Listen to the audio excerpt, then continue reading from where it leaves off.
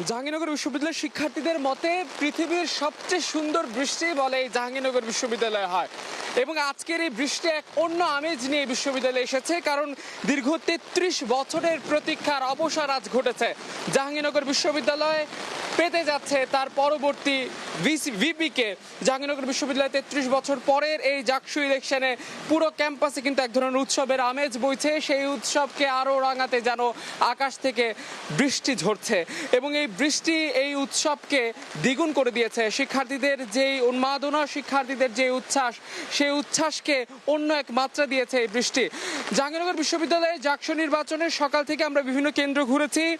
আমার কাছে এই মুহূর্তে 3টি কেন্দ্রের তথ্য আমি আমার দর্শকদের উদ্দেশ্যে জানাতে চাই। সেটি হচ্ছে সকাল থেকে এখন পর্যন্ত আলবেরুনি হলে যে হলটির শিক্ষার্থী সংখ্যা প্রায় 210, সেখানে ভোট পড়েছে 25টি।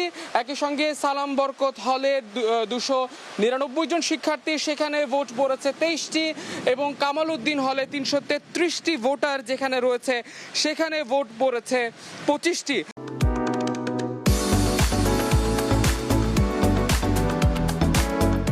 এখন পর্যন্ত এই ছিল আমার কাছে তথ্য।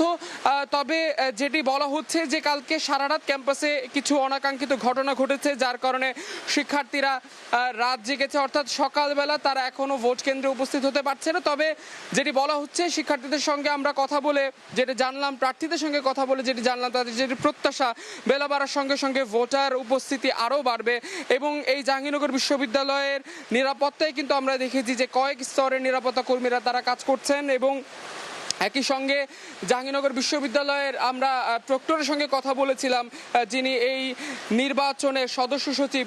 তিনি যেটি বলেছেন যে এই নির্বাচনকে নির্বিঘ্ন করার জন্য সকল ধরনের প্রস্তুতি কিন্তু শেষ এবং তিনি যেটি বলছেন বিকেল 5টার মধ্যে এই সুষ্ঠু স্বাভাবিকভাবে এই নির্বাচন সম্পন্ন করা সম্ভব হবে। তো এই ছিল সমাজবিজ্ঞান অনুষদের সামনে থেকে আমার কাছে থাকা সবশেষ।